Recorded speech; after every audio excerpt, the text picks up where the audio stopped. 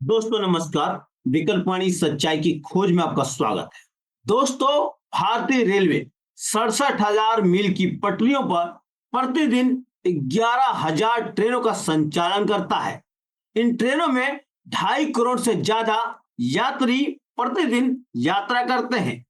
इन यात्रियों की सुरक्षा को बनाए रखने के लिए भारतीय रेलवे में अलग अलग विभागों में करीब करीब 11 लाख से अधिक कर्मचारी काम करते हैं।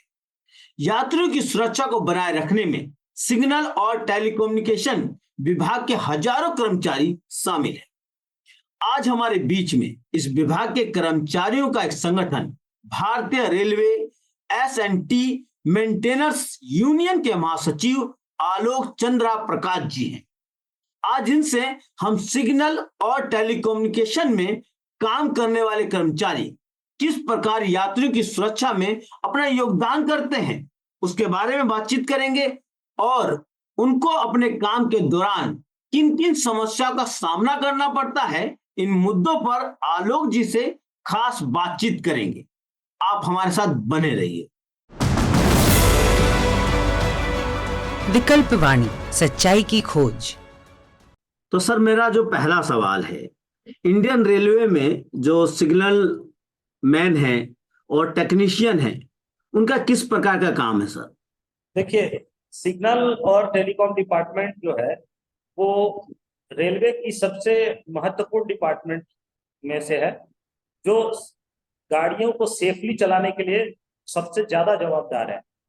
तो सिग्नल एंड टेलीकॉम डिपार्टमेंट ही वो डिपार्टमेंट जो ट्रेनों को सिग्नल इंटरलॉकिंग के माध्यम से सेफली ट्रेन चला पाता है। सर, इंडियन रेलवे में जो सिग्नल मैन है और टेक्नीशियन है, इस समय कितने कार्यरत हैं? आपको कुछ अंदाजा हो तो सर?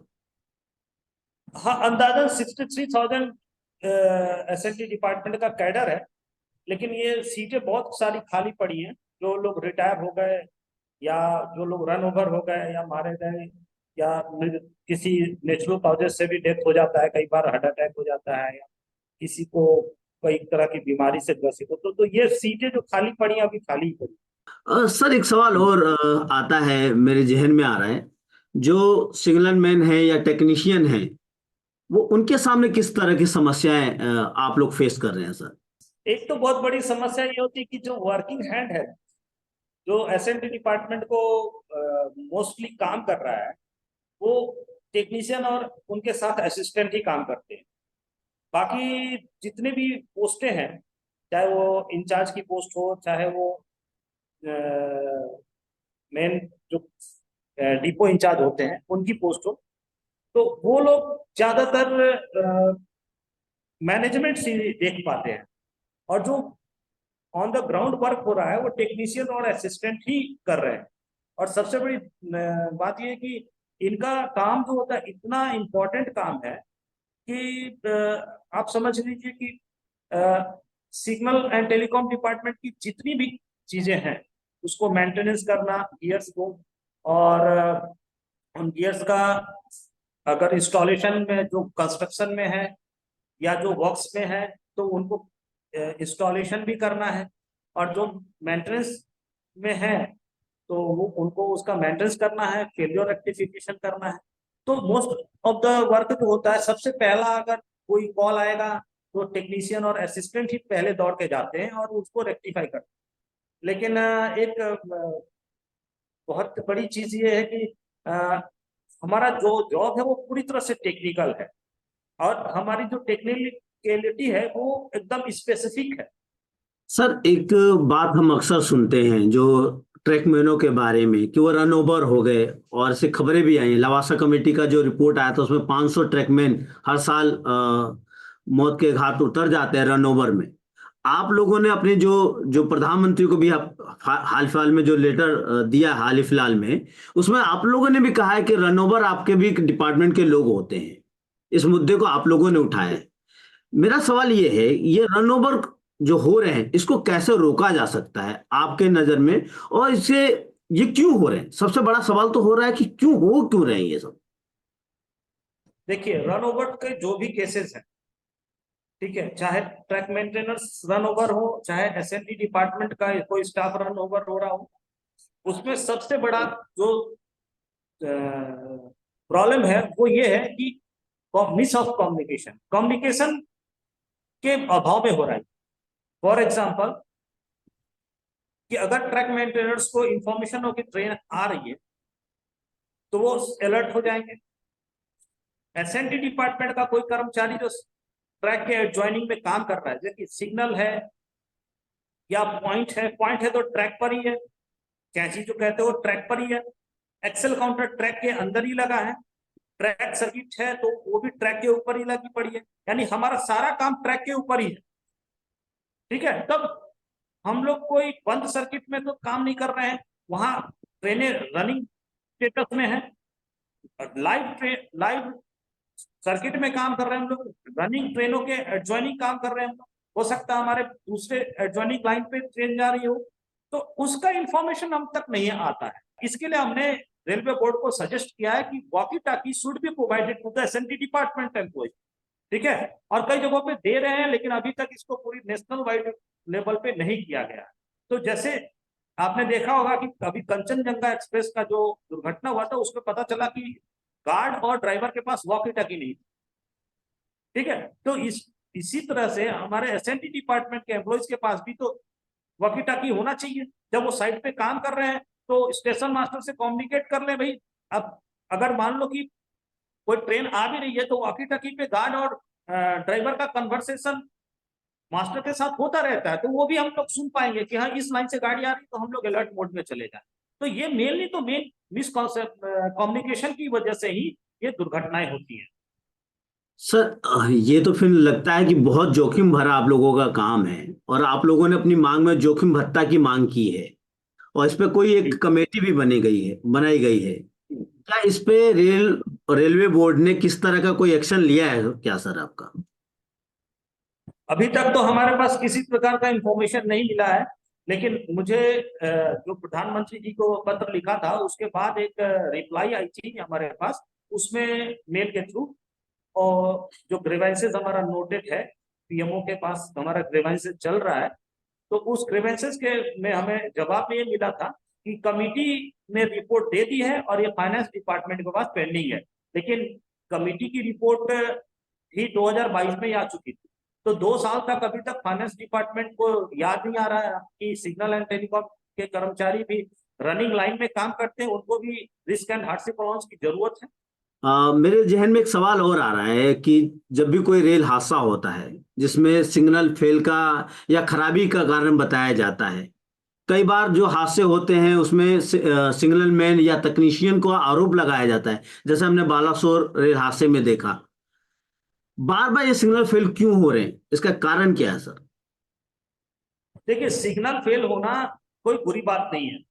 सिग्नल फेल होता है तो ये तो अच्छी बात है कि सिग्नल फेल होकर के गाड़ी के को डेंजर कंडीशन में जाने से रोक ले रहा है।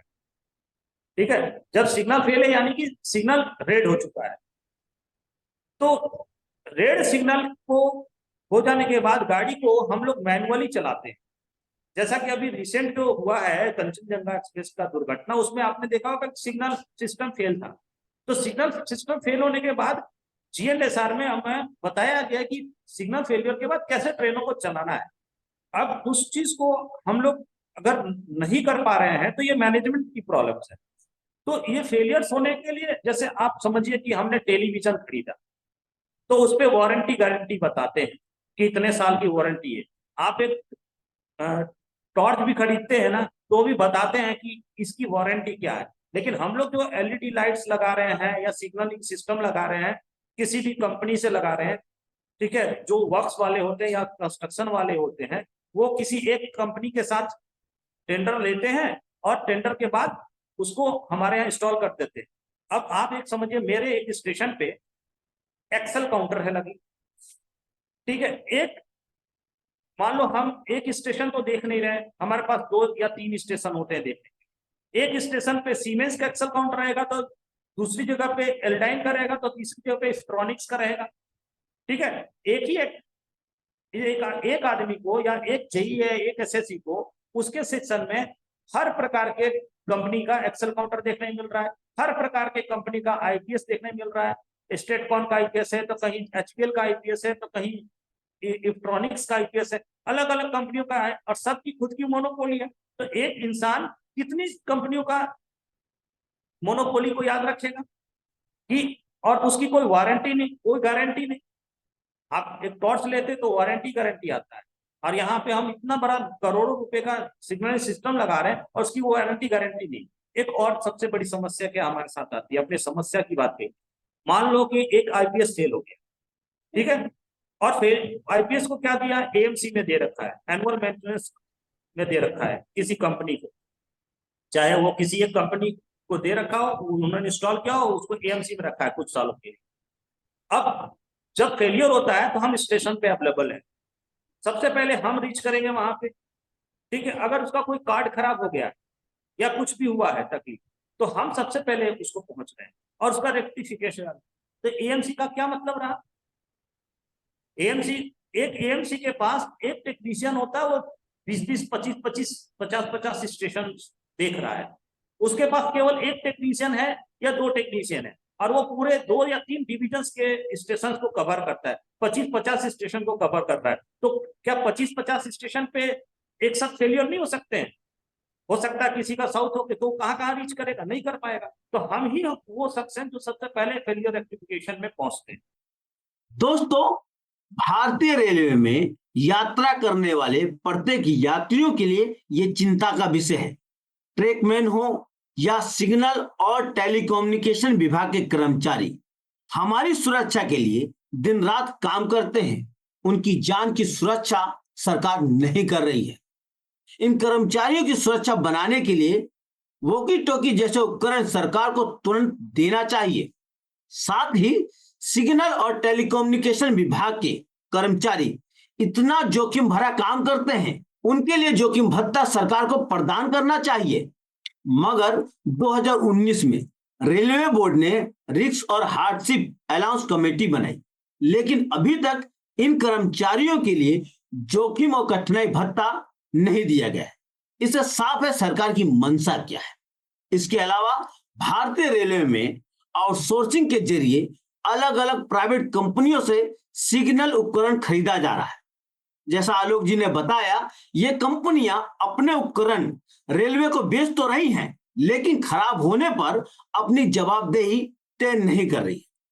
इससे साफ यही है कि प्राइवेट कंपनियां सिर्फ अपना मुनाफा बनाना चाहती हैं।